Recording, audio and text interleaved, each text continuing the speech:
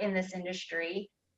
We're very resilient in our industry. We're always able to catch what's being thrown at us and be able to figure out what to do next. Now, I know we may be tired of hearing all about our pandemic and COVID that we're in, but as Melissa and I were talking about earlier, it looks like we're in another uptick. So, so it's still, if you're not online, it's still, you're not behind. Actually, you're still enough time for you to change with the times. And so let's just go through that right now. And of course, I need to my technology here. Hang on just a second. I'm going to stop sharing my screen and then I'm going to go back into it. So hang on, y'all.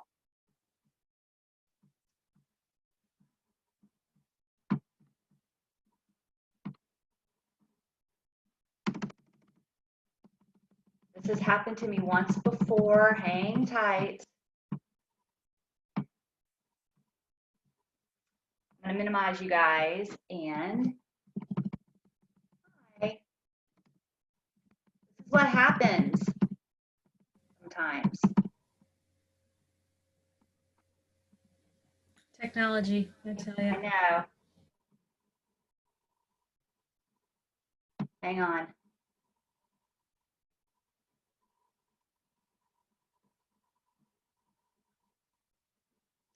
And I apologize, you guys. My computer is a little slow. How many of y'all have experienced that before? All right, so I'm going to restart my PowerPoint. I think it was just kind of conflicting with the Zoom presentation. So hang tight.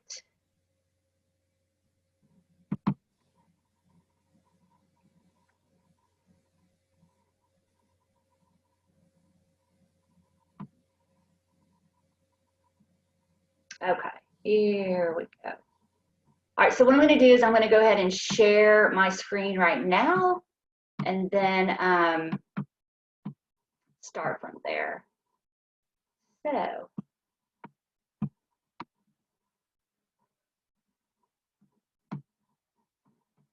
Melissa, can you still hear me? Yep, I have it. Okay. All right, here we go.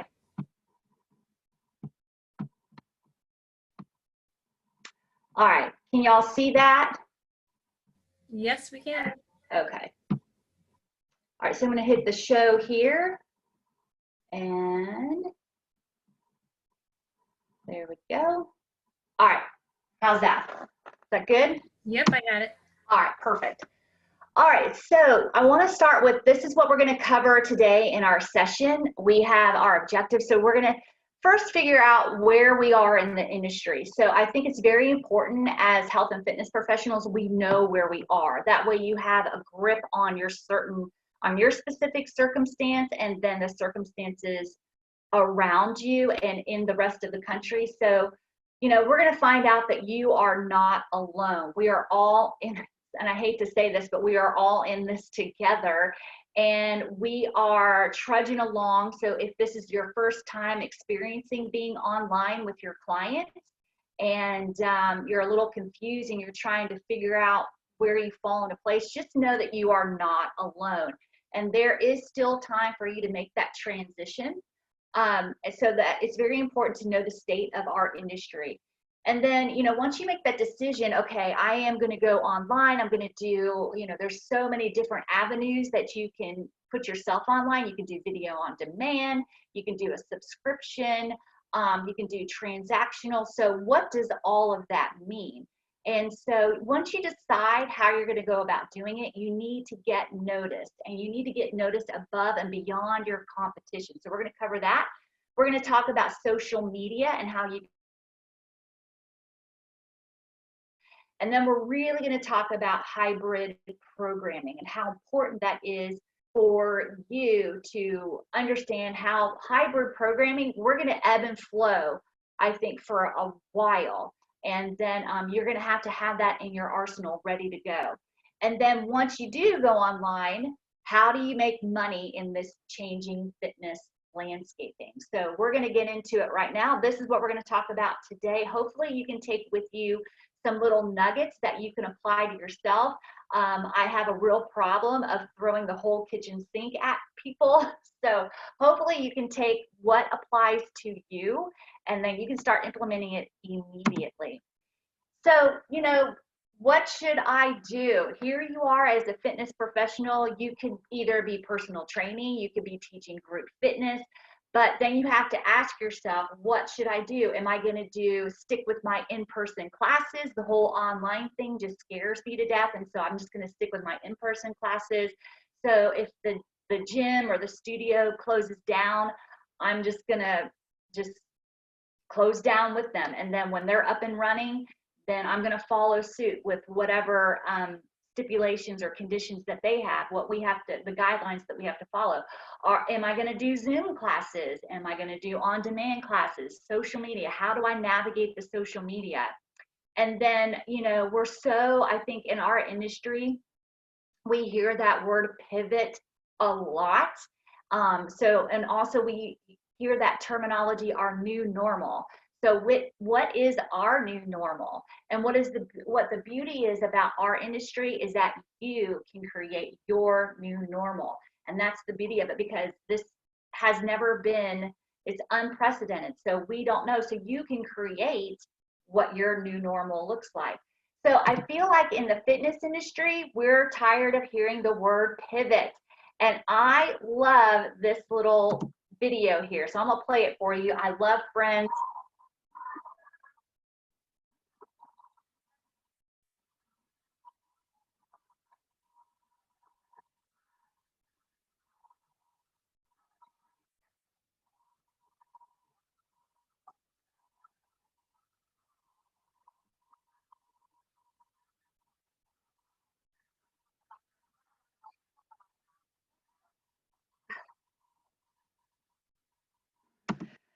So I feel like the industry is screaming at us to pivot, pivot, pivot. And I feel like we have done that, especially in 2020. We have been constantly pivoting.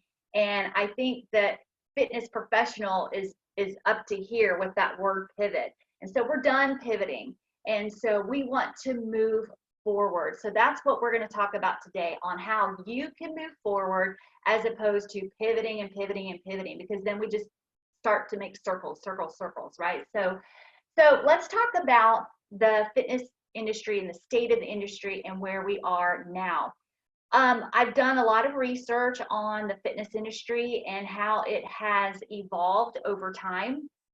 And this stat comes from Statista, which is a really great resource if you want to know what the stats are in the fitness industry or for whatever industry, as a matter of fact. So here's a graph here. It's the number of the fitness industry businesses in the United States from 2010 to 2020. Now, what I find interesting is that it continues to grow over time, which is a good thing, because we're in a state of where obesity has become an issue in our country. However, we continue to grow, like the number of fitness industry businesses. This is businesses. It doesn't mean it's a gym, a box gym, or a boutique studio. It could be your on-demand programs, or just in general. So what's interesting is that in 2019, we had a peak of 107,724 fitness businesses in the United States. And then really in 2020, we only dipped a little bit, 105,846. I kind of suspected that that number was going to be a lot bigger, but it's really not. And just like you, I have attended a lot of webinars and just kept myself abreast as to what's going on in the industry. And if you talk to a lot of digital companies, people that are online, large companies like Peloton, just boutique studios that have taken their fitness business online, they will tell you that this is the best year. 2020 has been the best year for them financially, which is very encouraging. And then so where we are right now, here are some numbers. So the total market size of the global fitness club industry is over $87 billion with a B. And the world holds over 200,000 health and fitness clubs. The United States, Germany, and the United Kingdom have the highest number of fitness club memberships. All studies conclude that hiring a personal trainer will lead to better results on all fitness categories, regardless of user discipline.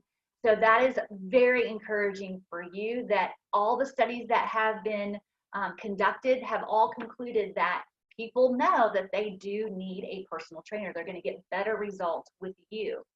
And then in 2019, the main fitness trends are fitness trackers, HIIT, group training, fitness programs for older adults, and body weight training, which is another light at the end of the tunnel for you. So if you were to move your business online and you're worried about having fitness equipment at your disposal, you don't have to worry about that, because people on the trend of the fitness industry is all HIIT and body weight. And even when you're working with active aging individuals, that they're really looking for functionality. And we're going to talk a little bit about that. So this information came from Policy Advice, which was really good and encouraging, and it really sets the stage as where we are as a fitness industry right now.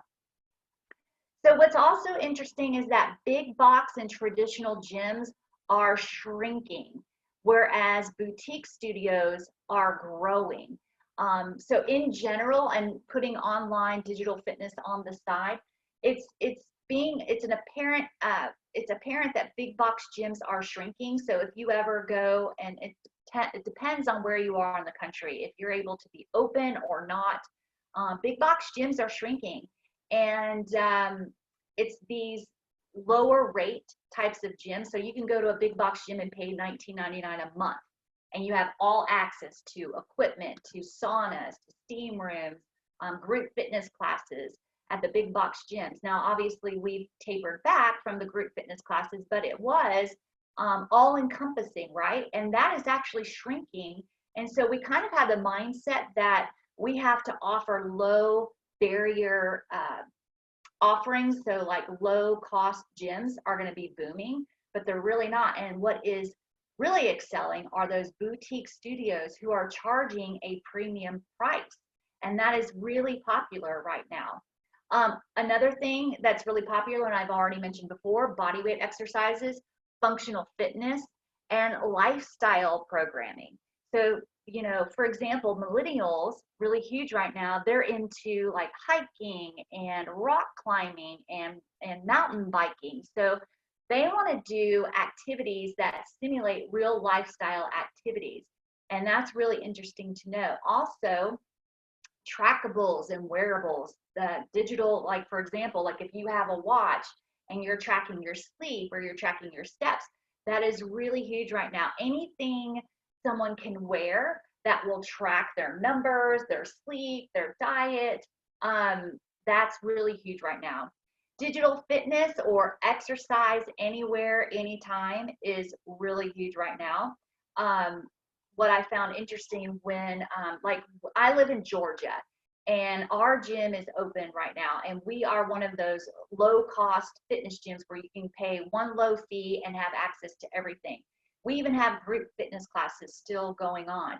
And of course we have guidelines in place, but what is interesting is that we have a space where people can exercise on their own. It's kind of an open area. People will bring their cell phones and they'll prop it up and they will watch a digital fitness program and follow along with the instructor, and they're paying for a gym membership at the same time. They could do it at their house. They could do that in the privacy of their own home, but they've chosen to use the gym, have an open space, and work out to someone on YouTube, which is really interesting. And so that happens even at where I am. What's really big right now is community. People like working out with their tribe. So the like-minded people exercising together, keeping each other accountable is really huge right now. And what's interesting is when we take a look at millennials and boomers and we compare those two generations, now there are other generations that, like for example, I'm Generation X, Gen X. And I feel like we're the forgotten generation because anytime you read research, it's like, well, where's the Gen X people? It seems like the millennials and the boomers are getting a lot of attention right now. And what's interesting is a Nielsen survey found that 81% of millennials exercise or would like to, compared to 61% of boomers. So that's really good to know and understand and tuck away when you're learning about your audience or your avatar, who you want to target. So keep thinking about the millennials. What's interesting is that millennials are very much into wearables and they're into digital fitness, and they're also into numbers. They really want to know their data when you're looking at millennials. So if you have an online program and they have, for example, like they're tracking their heart rate and they're comparing their heart rate with their other people, that's really huge for millennials. And then on the flip side, with the boomers, you have the active aging. They like functional fitness. They like daily tasks or anything that will help them complete their daily tasks. So functional fitness is very important for them to be able to function and to achieve those daily tasks.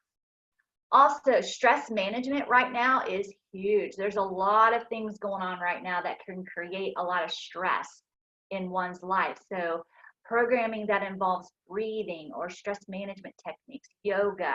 You don't have to, put yoga in that category all the time, because yoga also helps with strength and flexibility. But just breathing programs. If you just offered a class, like a 20-minute, 15-minute class on breathing and stress reduction, you're going to be very popular and lucrative in that.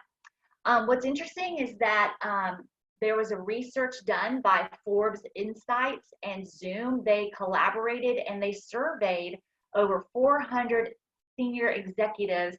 And within that survey, they all agreed that the workplaces will be forever changed. So who would have thought that this incident that happened with everybody across the world has changed the workplace forever? And so that, when we say new normal, that's what we mean. So the workplace where you are will also be forever changed. So what's really interesting is that your people, they want you.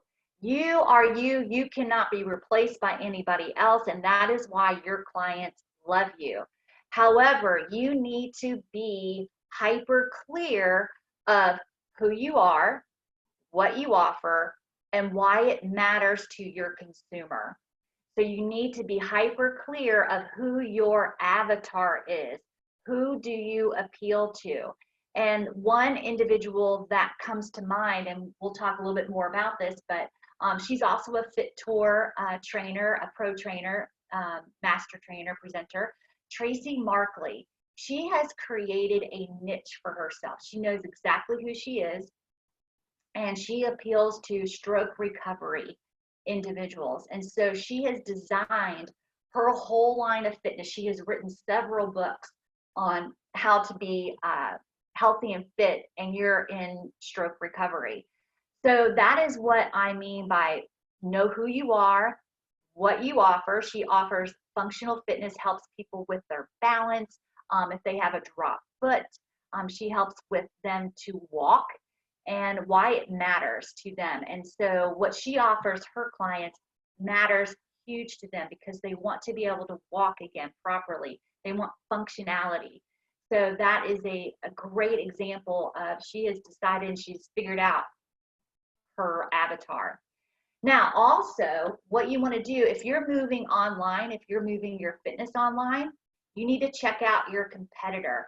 Bottom line is, you have competition. I know a lot of entrepreneurs, when they go out into the world, they think, I'm different, I'm special, everybody's going to want to take my classes or hire me as their personal trainer because I'm different. That's great. Find out who your competition is, because you do have competition. So find somebody that's very similar to you, offers similar programming to you, and kind of spy on them. Find out what their programming is, how much do they charge, who is their avatar, and once you track them out and then you stalk them a little bit.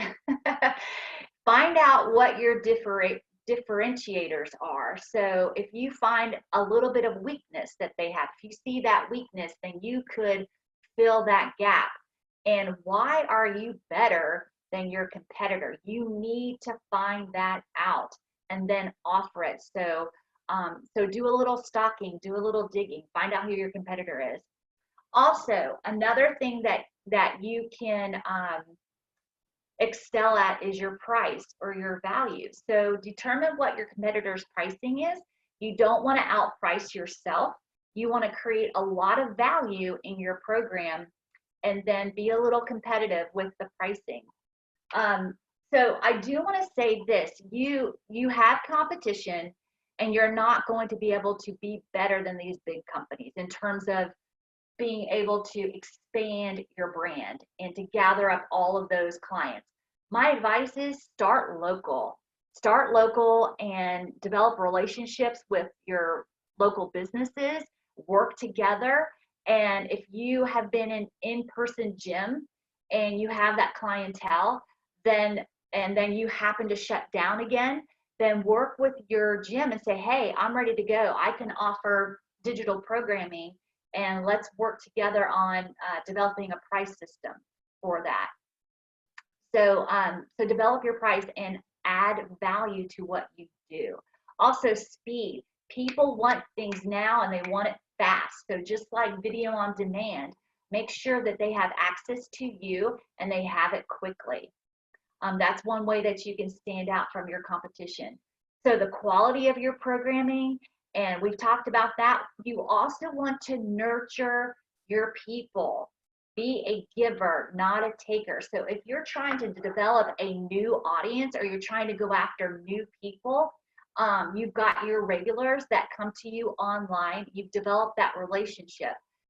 For new people that find you and you're creating your audience list, you want to be able to nurture those people. You may not have sold them on anything yet, but you're nurturing them and you're giving them a lot of content. So if you're someone who decides you're going to go online, you're going to use your social media platform, maybe YouTube. You're going to go on YouTube and you're going to provide information for them. It could be you sitting there in front of the camera talking, and you're giving information on why hydration is really important. And then demonstrate a little exercise. So you want to give a lot of content, and so that people can see that you're nurturing them and that you're a giver and you're not a taker. Eventually they will buy into you because they like your style. They like that you care about them.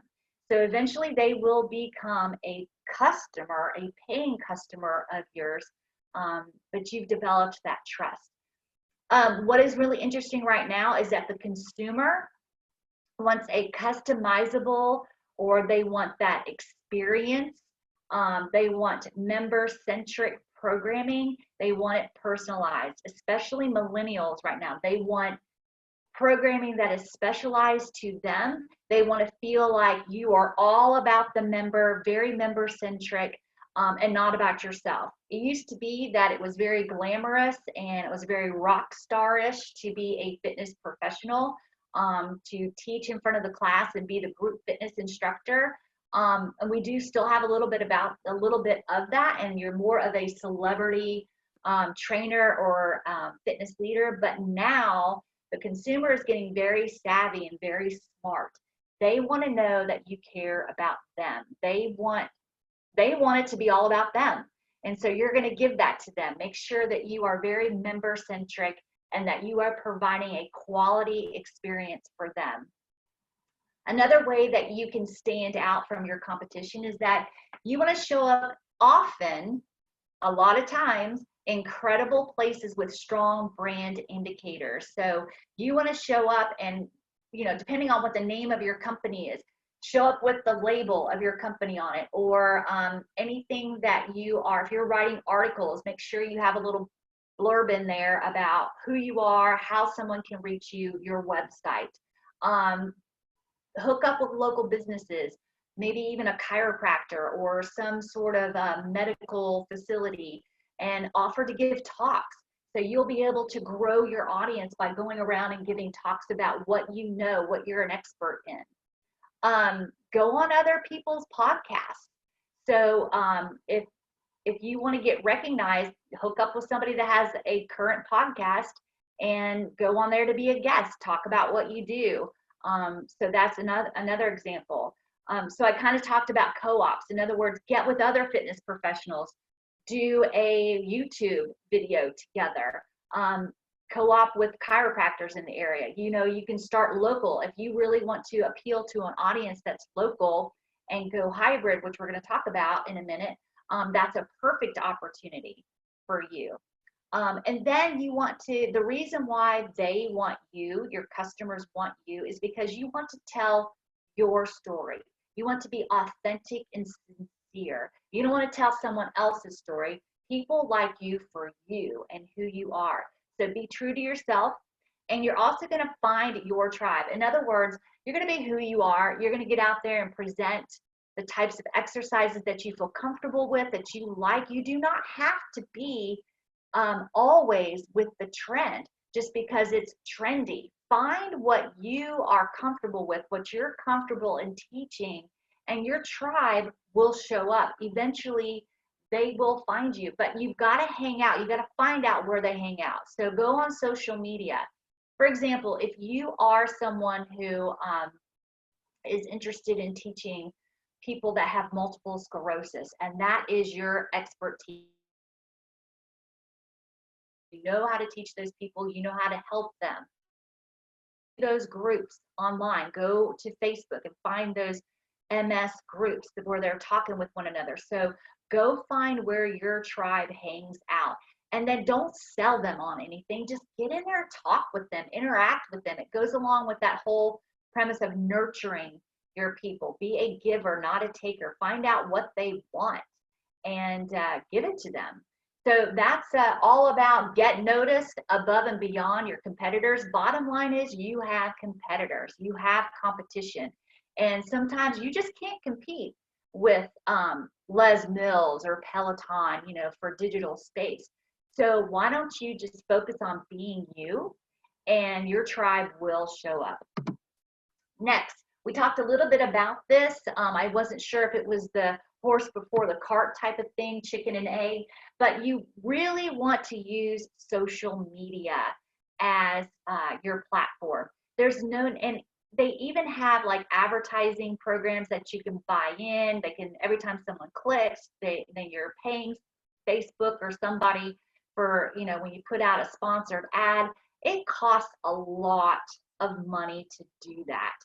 So if you're just shifting from in-person to digital space, there's really no need for you to pay for sponsored ads. It's really difficult to get noticed that way. And also, if you're a consumer yourself on Facebook and you're flipping through, I mean, I'm sure that you get tons of sponsored ads from other fitness professionals because that's what you're interested in, and you're getting all of these sponsored ads. It's because they paid a lot of money to do that. So just keep that in mind. Start with your own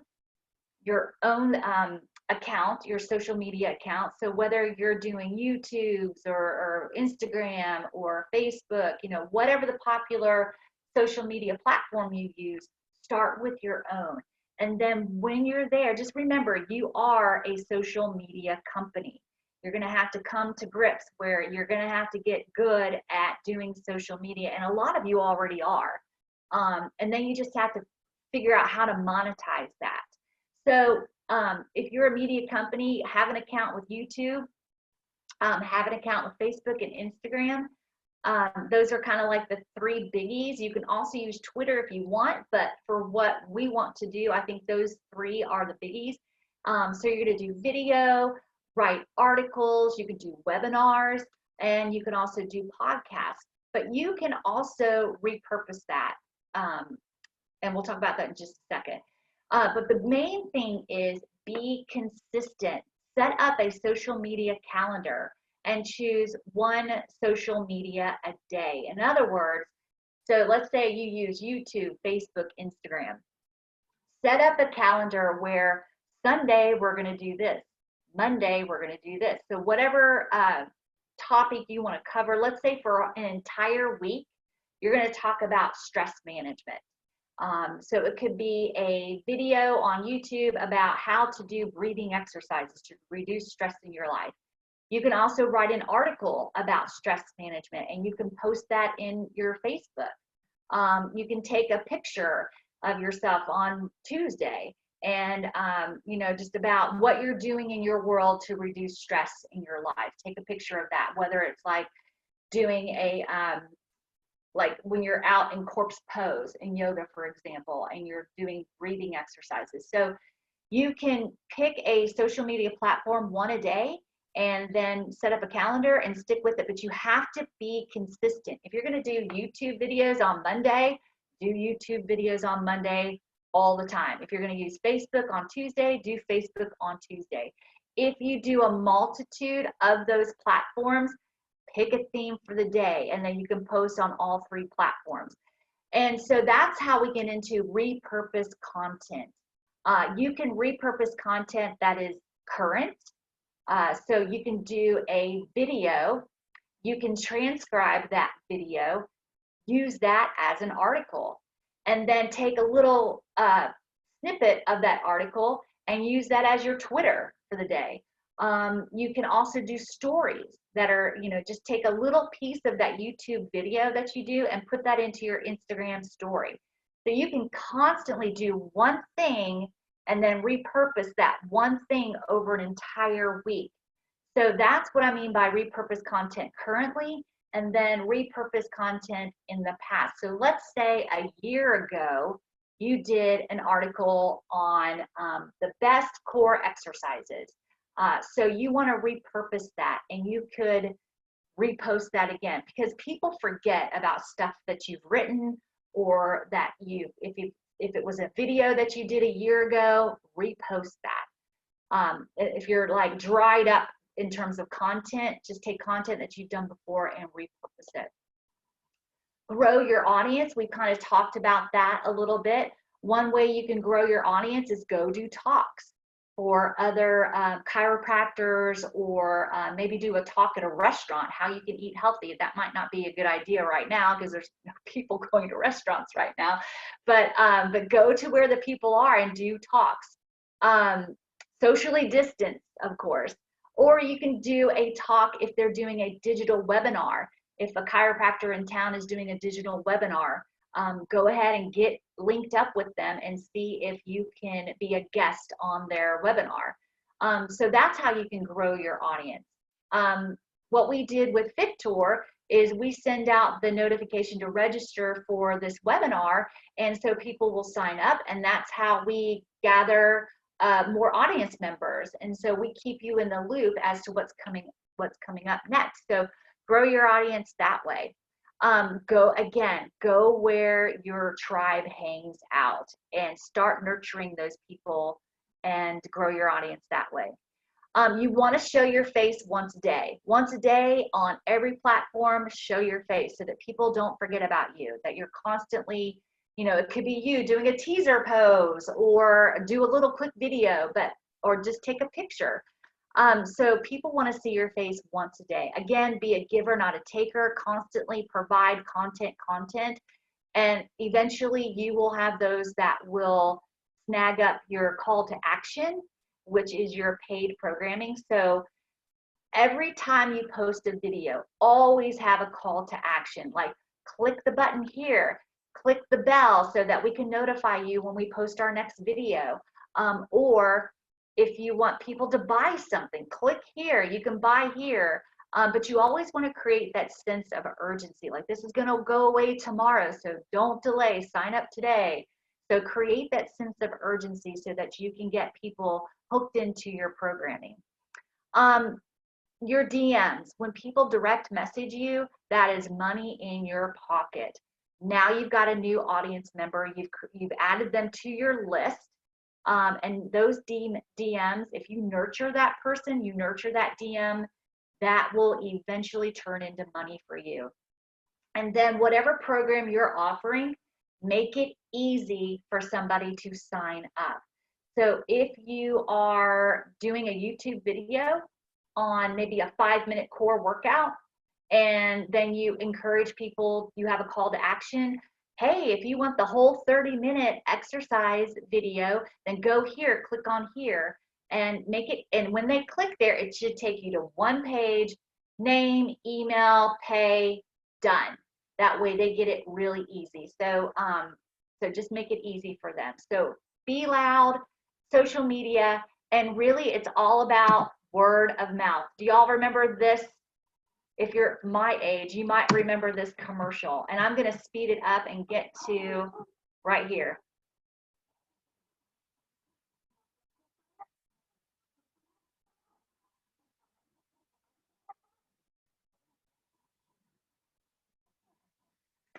So that little commercial reminds me of word of mouth. If you're good, and anytime you post social media, you want to encourage your audience to share. Please share this information with your people.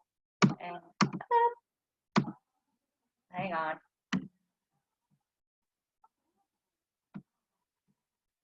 Let me see if I can get past this. Uh-oh. Technology, you guys. Here we go. So it's still word of mouth. So don't feel like you have to spend a lot of money in advertising. It's still word of mouth in our industry. Hang on.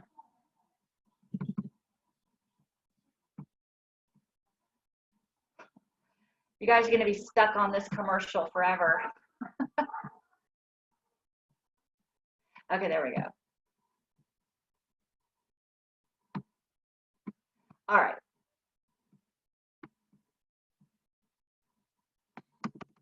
I'm going to get to where we were. Okay.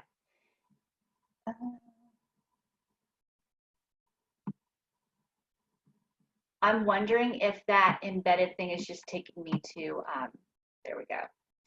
All right, so here let's talk about hybrid programming, because a lot of you are personal trainers in studios, also, or in gyms, you know, wherever you're doing in person. I feel like, I know Melissa and I were talking about this earlier, we're in for another shutdown. So it's very important that you're ready to go in your digital program, and digital programming. So the whole world is going hybrid. You just got to be ready to go when it happens. So the pandemic has exploded the market for digital fitness. I mean, we knew that digital fitness was the way to go, but it was because of the pandemic that really just took off crazy. I remember in the beginning days of it, I did do a talk on online training and how your nuts and bolts of online training, like what kind of lighting do you need, what kind of platform do you use? And we knew that it was coming, but we didn't really, and we were just kind of throwing spaghetti on the wall and see what's kind of stuck. But because of this thing, it just kind of sped things up really fast. And so we had to really move forward, change directions, and figure out what we were going to do and how we were going to make this work. So there are 62 million gym memberships in the US and 183 memberships globally, according to a 2019 report. But many people shifted to online workouts during the pandemic, and gyms have been slow to reopen. And many notable gym brands have filed for bankruptcy in recent months. So like Gold's Gym, 24 Hour Fitness, Town Sports International. So they all have actually petitioned for bankruptcy. So what's interesting, we have Thinknum, and they do a lot of research as well in our space. And so data from them shows that digital fitness is here to stay. And interesting, while 46 states have reopened gyms currently, Facebook location mentions have remained utterly stagnant for gyms. You know how when you go to a gym and you're checking in, hey, I'm here, you guys, I'm doing my cardio this morning. Well, that has slowed down or has become stagnant for every gym. So giving you some in-person fitness stats right here, you can go to Thinknum Alternative Data to find this information. And from January 1st to 2020 to September 9th, 2020, these are all of the indicators for fitness clubs like LA Fitness, 24-Hour Fitness, Crunch, Equinox, Gold's Gym. See how they were kind of up? I think that high number was up because I think the gyms reopened for just a short period of time. And then I think people were excited to get back into their gym, but then look how it just kind of dropped off, right? So, so it just became stagnant over time. And notice how on the left-hand side, that's 13,000 numbers. Then also the only company that kind of dispelled that was Planet Fitness. Because they're very low entry pace. And so I think people, that's the only big box gym that's kind of survived this whole conundrum here, this pandemic, I believe. And so these are the numbers here. And look, that's 300,000 members. So that's really interesting to see. But notice how they spiked and they kind of came down a little bit towards September 9th. Once again, I think people got excited when the gyms reopened for a hot minute. And then I think the excitement kind of died down a little bit. So that's still in-person fitness, and that's really looking at Planet Fitness compared to every other big box gym. Now, looking at personal fitness brands, Facebook talking about counts here. You've got Bowflex, you've got One Peloton, and you've got Get the Mirror. If you're familiar with the Mirror, so look at to the left, it goes up to 110K. In other words, you've seen a huge growth in personal fitness brands and people checking in and talking about these personal fitness brands and how they've grown and smashed the big box gyms. So this just goes to show how popular digital fitness is, but it's really great to have a hybrid. So clients do have a preference between in-person and digital training. And that's the reason why it's very important to have both.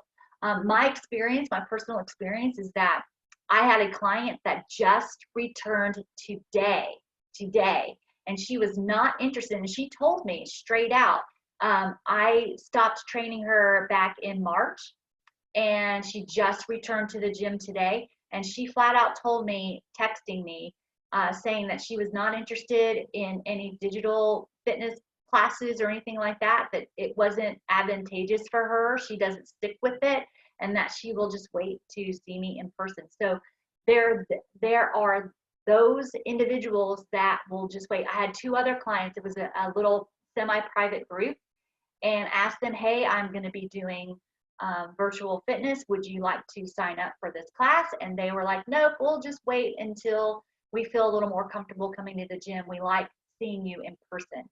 So again, there's that situation. Of course, these are all anecdotal, but this has been my experience. I have another client who, during this whole time where the studios were shut down, I went digital, and she attended those digital classes. But now that the studio is open, she does one-on-one training with me. Before, she was doing group classes. Now she's doing one-on-one training with me because she likes working with the apparatus, and she can't get that apparatus training in a digital format. So she is happy to pay that premium price to have me in person. So you need to have both. You need to have both offerings so that you're ready to go if there's a shutdown, but you could also have that option for people that can't make it in person and they want to have you digitally, because remember, you are the product. So 2 reasons why people buy a product or service is that they need to avoid pain or loss. And so some consumers, they don't want to be obese, or they don't want to lead an unhealthy life. So that is their pain. So they need your help. Also, the need to gain pleasure. Some of our clients, man, they feel really good after getting done with their workout, and they got a lot of energy. And so that may be a reason why they're buying. So this is just a little sales information for you. But your people will want to stick with you because you have built trust and you've built a relationship with those individuals. And then clients don't care how much you know, just as long as they know you care. And I know we've heard that before. It's just another little nugget for you to tuck away. Make it all about your member, the member experience, the member concentric, just making sure, or member centric. So make sure you're focusing on them and not yourself. And it goes back to the product they want is you. You are the only person that is you, and you're not someone else, and someone else cannot be you. That's why your clients love you. Now, this is how you make money in a changing landscape. So again, you want to create value, and that could mean that when you're looking at your competition, maybe they have a different type of education than you do. So maybe you need to expand your knowledge, up your CECs, determine, where you are, what you want to provide, and maybe you need to get a little more education. Also, this goes back to, I've said this before, you've got 3 different categories. You could do one-on-one training, so charge per session, and usually when you're doing one-on-one training, it lasts about 30 minutes. You can do semi-private training, anywhere between 2 to 4 clients, and you want to expand that time to about 45 minutes. And then if you're doing a group fitness class, 5 or more students, you're going to offer about a 60-minute class with that. So within the group fitness class, you can charge per class, in other words, per transaction. You can offer a class package, so several different classes for a little bit of a discount, or you can offer an all access pass or a monthly unlimited. So that is how you can break down, and you're going to have to, in terms of charging your people, find out what market you're in.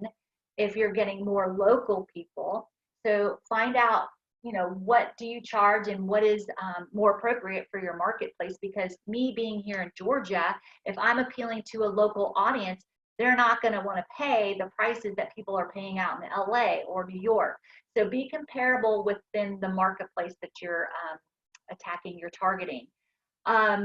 Also, if you are just purely online, again, look at your competitor, see what they're charging. And so that leads me to a couple of terminology, a couple of words that you may see out there and you're like, what does that mean? So VOD stands for video on demand. So you'll see SVOD, TVOD, and AVOD. And what does that mean, and how does that apply to online marketing or online fitness programming? So S stands for subscription.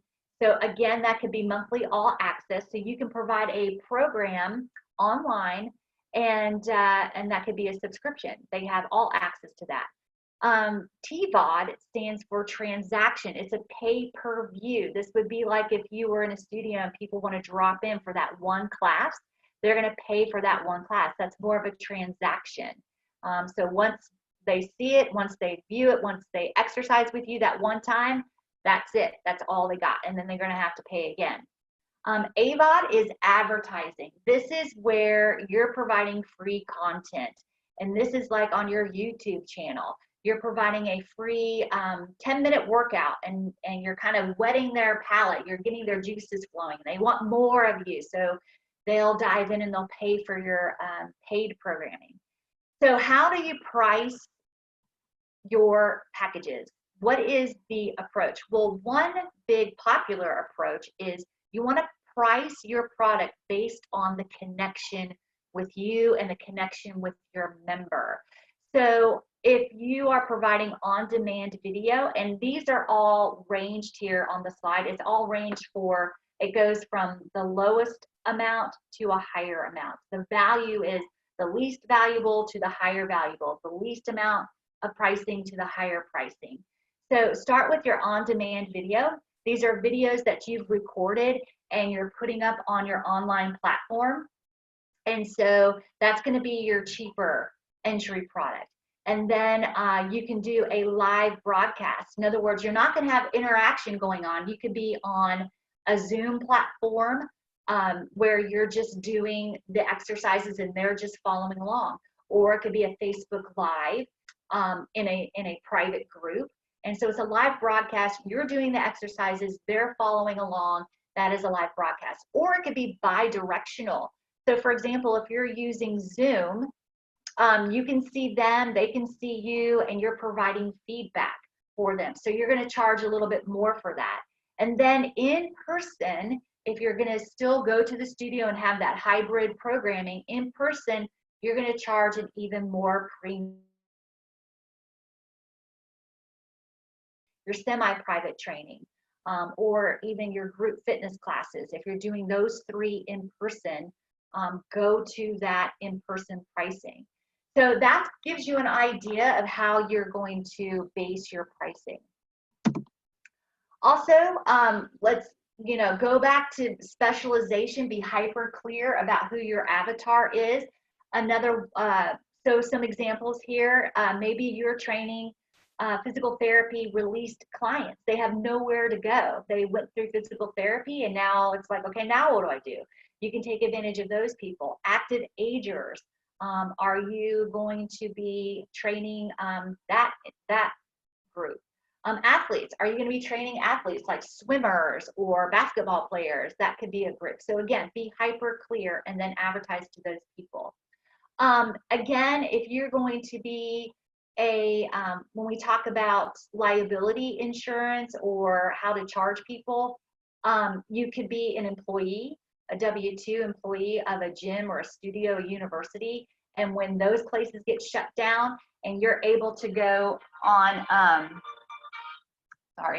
and when you are able to go to those locations, you're in those locations and we go through another shutdown. If you are able to go digitally, you're ready to go. And that place of employment is able to continue to pay you because you're like, hey, I can save your membership and I can go digital and we can filter all of our current clients over to that digital platform, and they may still want to hire you and pay you through that system with the W-2. However, if you are independent, in other words, you file your taxes as a 1099, you definitely want to invest in getting getting professional liability insurance. And I know Melissa mentioned that earlier, and so I have put the link down here.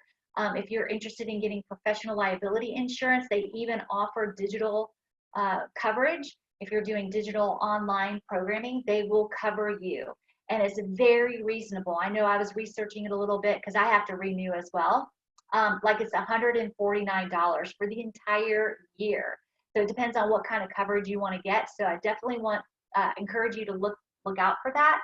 Also, Melissa says that there is a contest that we're going to have that provides insurance. I don't want to misspeak, but that they're going to be raffling off an insurance policy for you. So look at that. Also, if you are independent, even though you're digital, you definitely want to have a liability waiver and an informed consent. So cover yourself with your business online. Treat it like a business online. So you still want to have these business items in place. Your liability waiver, informed consent, make sure you have insurance. And again, there are tons of platforms right now, I mean, that you could invest in. We didn't even talk about apps. I mean, apps are hugely important when you're moving everything online. Tons of apps you can invest in. There's Trainerize app, and if you want more information on these typical items, my email is right here. So we didn't talk about any of the app stuff, but platforms, you have FitSwap. If you are a group fitness instructor, that is like a revenue share program that you can use. So you can also use marketplace type of platforms to sell your programming. But once again, I would do it yourself. Start with your social media platforms, word of mouth, continue to provide content on all of your social media platforms, and go from there. And then it's super easy to set up PayPal, to collect payments through PayPal, and then you're off and running. If you have any other questions beyond what I've talked about today, you can always email me at CarolAnn@FiTOUR.com. And I know that Melissa, if she wants to come on and talk about the contest that we're going to have for that insurance, I'm sure she would be happy to share that. You guys, I know I had to talk really fast because we have a limited amount of time, but hopefully you've taken some nuggets with you. You can apply them immediately to your own business. Thank you so much, Carolyn. I appreciate it. If anybody has any questions right now, do you have a minute? We could just drop those in the chat and we can address those. couple of things that I wanted to mention as CarolAnn was talking. Sometimes I do some consulting, and I was speaking with a gentleman this weekend who is not in fitness. He's an executive coach, and he's very overwhelmed by social media. And my recommendation is always to take a day to bulk create. Yes. Because if you're really aggressive on your social media, it can become overwhelming on a day-to-day basis. So if you can set aside, a day a month or however you can work it into your schedule and bulk create, and then you can use platforms like Later, which is a great free tool to schedule out your content. And that way, then you're not so overwhelmed on a day-to-day basis with creating and pushing out your content. You're able to engage with your audience, engage with the other folks that are following the same hashtags, the other folks in your, like CarolAnn is saying, community. It's really good to get that engagement going. So that would be my recommendation in terms of social with bulk creation and scheduling, so you can kind of breathe a little bit. I also wanted to mention that I think Dolly also recommends that FitSwap app. She transitioned quickly also to online. So that is one that I know both of our pro trainers here are really big fans of. So far, I don't have a question. Let me check here. Oh, yes. So Terry requests that we share the slides. And we can do that. I will also have this recording up and ready, sending back to you guys within the next 24 hours or so. So if there are any other questions.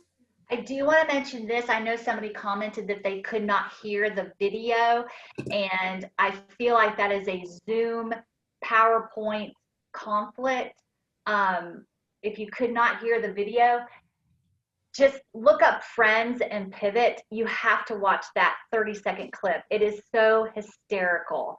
You just have to watch it. And then the shampoo commercial is just like talking about word of mouth, and you tell two friends and they tell two friends, and so on and so on and so on. It just really brings it all together. Like, it's still in our industry, it's word of mouth. If you provide quality information, also workouts, and people are getting results, they're going to tell their friends, and so on and so on and so on. And so that's another way that you can build your audience. Yeah. And I'll be honest with you. Can you hear me? Yeah. I think that FiTOUR has had success because of word of mouth advertising. We don't have a huge budget in our marketing department, but it's trainers like you that come and participate and get some great ideas from us, and then share that information about FiTOUR. And we genuinely appreciate the word of mouth, marketing that we have received. It really is more powerful than you can imagine. So as CarolAnn mentioned, we are going to be having a giveaway pretty soon. It's supposed to launch on the 23rd next week. So we're running it through the holidays. And it will be with a partnership between FiTOUR and IFG, which is Insure Fitness Group. And the prizes are two things. One will be a FiTOUR certification with NASM CEC course credits, and then an IFG membership. So you'll have 1 year of insurance. And it really is a wonderful organization. So we recommend it, and it's reasonably priced. It is so worth it, you guys, especially if you're going online and you aren't sure who's going to be able to see your videos. If they're public, you are opening yourself up to a bit more risk. So we would recommend some insurance there. Then the other thing I wanted to share with you guys, I'm going to drop this in the chat. We did have 2 new certifications this year. And today I'm going to offer up a link here for $39.99 on suspension fitness. So that link is here in our chat. If you guys ever have any questions about that certification, of course, CarolAnn shared her information with you, and you can always email me at melissa@fitour.com, and we are happy to help answer any questions. It's a great certification. Suspension fitness is like just top of the line. I love suspension fitness. I'm teaching it now on Saturdays and it's the best.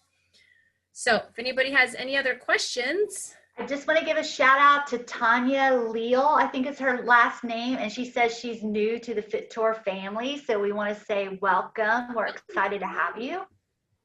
It is wonderful to have you. So CarolAnn has welcomed me into the FiTOUR family. I'm teaching Pilates. I took my first certification with CarolAnn in 2008. And then I joined the team in 2015, I think it was. So we're always excited for new trainers to come to the FiTOUR family, and we hope you guys will stay connected with us. I think that's it. All right, guys, thanks a lot and have a wonderful day. Thank you again, CarolAnn. And hey, happy Thanksgiving to everybody. Happy Thanksgiving. Take care, you guys.